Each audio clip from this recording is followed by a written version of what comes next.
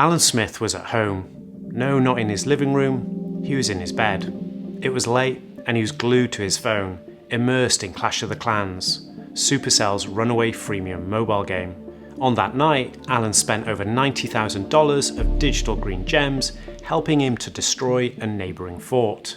Across the planet, Audrey Jenkins was experiencing a different kind of win. She had just received a notification from LinkedIn's newly launched profile completion tool. With every new skill added, every connection made, she inched closer to that elusive all-star badge, a subtle dopamine hit with every step. Finally, 11-year-old Ethan Stringer, with all the stealth of a professional thief, reached into his mum's bag, grabbed her phone, and somehow managed to rack up over £5,000 on Minecraft. Actually, there was one more story. Jane Pert was on lunch, playing a game of Fold It, a platform where players help solve scientific puzzles related to protein folding. Jane's high score wasn't just for bragging rights, it contributed to real, tangible advancements in medical research. What ties all these stories together? They're all using game mechanics and psychology to give players a sense of progress, achievement, and above all, dopamine. Talking about achievements, don't forget to collect all our videos by subscribing to the channel. It really helps us get our videos out to more people. Over a decade ago, we were all talking about gamification. It was hailed as the future, a revolutionary way to design experiences that attracted and retained users by turning even the most mundane activities into games. The idea was simple. If you could make something fun and rewarding, people would flock to it. It all started with explicit systems. Points, badges, leaderboards, and progress bars. These were the tools that made gamification feel fresh, exciting, and universal. Everything could be gamified, from your fitness goals to learning new skills to, yes, even workplace productivity. In the early 2010s, gamification wasn't just a buzzword, it was a movement. Companies embraced it wholeheartedly. Apps like Foursquare gave users points and badges for simply checking into locations. Businesses started running gamified loyalty programs that rewarded users for every action. It felt like the golden age of user engagement. Did it? Who wrote this script? Let's get a bit of balance into this jargon buster video. The ethical backlash. But then the cracks really began to show. People started asking questions. Is this really about helping users, or is it about exploiting them? Gamification was being utilized to prey on basic human psychology. Our desire for recognition, our fear of missing out, and our love of progress. Gamified systems weren't just tools for engagement, they were carefully engineered traps designed to keep people hooked, sometimes to their detriment. Microtransactions in games were one of the earliest warning signs. Players were encouraged, sometimes outright pressured, to spend money to bypass grind-heavy gameplay. Social media platforms also began to adopt gamified elements like likes, shares, and retweets. This wasn't to create joy, but to keep users locked into an endless cycle of validation-seeking behavior.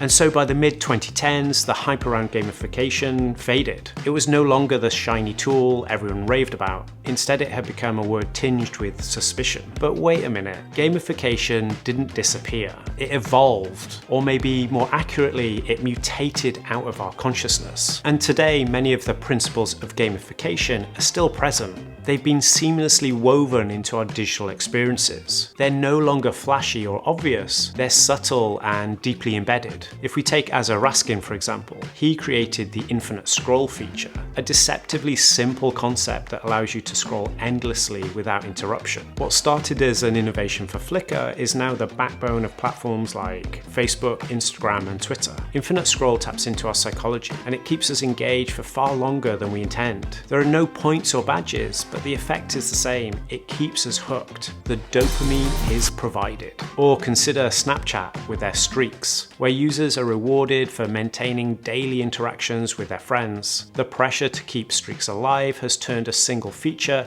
into an addictive game. Even fitness apps like Strava and shopping platforms like Amazon use gamified elements. Strava celebrates your personal best with medals and badges, while Amazon gamifies shopping with countdown timers and limited stock alerts. These features don't look like traditional gamification, but they rely on the same core principles. So is gamification good or bad? Well, it's complicated. When done ethically, gamification can motivate us to improve. Duolingo, for example, turns language learning into a game, encouraging consistent progress. Jane Pert playing Fold It demonstrates how gamification can be a force for good, driving scientific breakthroughs through collective protein solving. But when used irresponsibly, it can cross the line into manipulation. Social media platforms use gamified elements to fuel endless engagement, often at the cost of our mental health. Mobile games use them to create pay-to-win dynamics, frustrating players into spending money. And this brings us to the big question. Did gamification really go away, or has it just rebranded and refined to the point where we don't notice it anymore? The truth is, gamification never left. It simply became a part of the systems we use every day. Its presence is often invisible, but its impact is everywhere. So where does this really leave us as users? Well, the next time you find yourself scrolling endlessly, chasing a badge, or completing a progress bar, take a moment to pause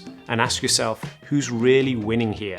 Me or the system? Gamification is neither inherently good or bad. It's just a tool, and its power lies in how it's used. As users, we need to be aware of how gamified systems influence us. And as designers, we need to think critically about the ethics of the experience we create. Because in the end, the real game isn't about points or badges, it's about balance. But what do you think? Do you think you have ever been controlled by these methods? Do let us know in the comments below. Don't forget to subscribe. We try and make a video every week about brand, trend, and culture. Thanks for watching, and we'll see you in the next one.